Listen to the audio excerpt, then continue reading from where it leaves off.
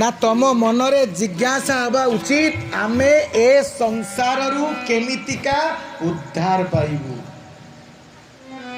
यही जिज्ञासा भगवान को केमिति पाइबू, मन को केमिति संयम करिबू, आमे केमितिका शांति रहिबू, आमर भक्ति केमितिका बढ़िबो, आम मन चंचल सबुदिन तुम प्रार्थना करुच। कौन प्रार्थना करुच? मम मानस चंचल रात दिने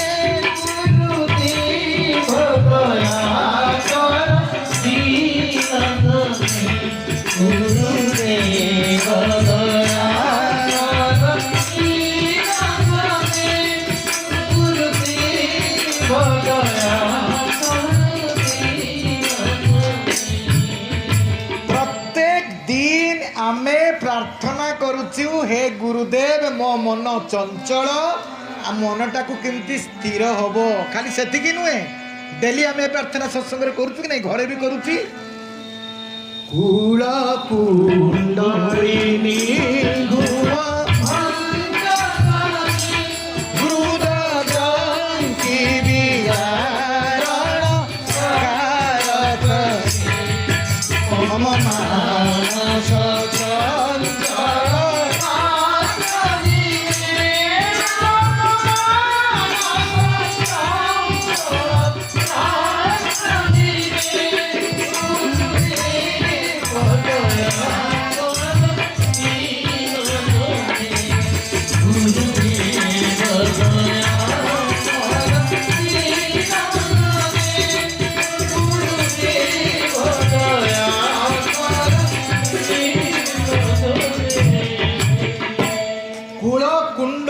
घुमा भंज कहे हृदय ग्रंथि विदारण कारक।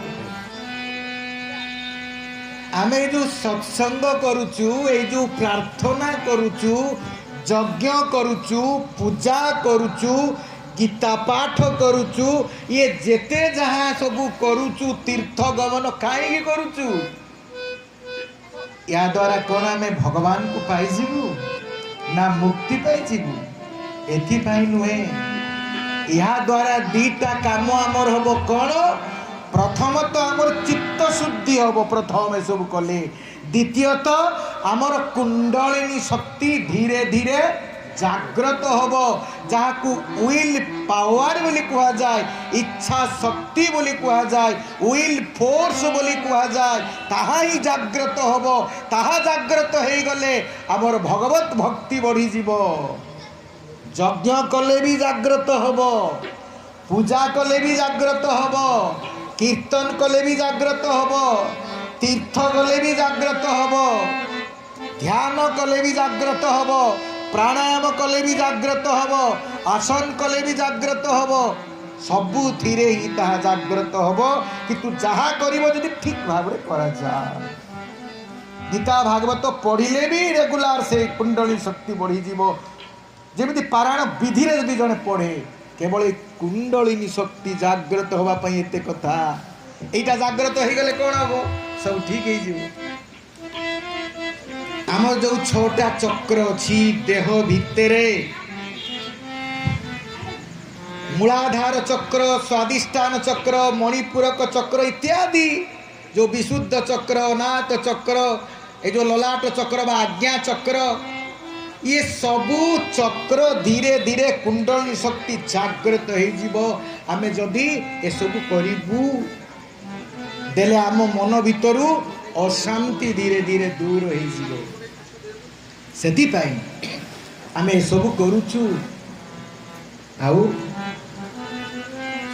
भक्तिर सहित जदि करिवु, विश्वासर सहित करिवु, आमर इच्छा रहिबो सबुदिन भगवान को प्रार्थना करिबु, हे भगवान आपण मते भल मनीष कर दियंतु भगवान, मु चेष्टा करिके भी भल मनीष हे पारुनी भगवान, मु चेष्टा कले भी खराब रास्ता रे चली जाउछी, मो ऊपर एते जंजाल माड़ी बसिची, मो परिवार जंजाल अन्यान्य केते प्रकार जंजाल, ये जंजाल को समस्यार समाधान करू करू मु पेशी ही बेले बेले अन्याय पाद दे दउची भगवान हे भगवान आपण के व्यतीत मते आउ केही कृपा करि पारिबेनी आपण को कृपा हेले मु भल मनीष हेई जीवी भगवान मु जगतर कल्याण करिबी मो निजर आत्म कल्याण करि पारिबी आउ आपण को प्रति मोर भक्ति दृढ़ हेई जीव दृढ़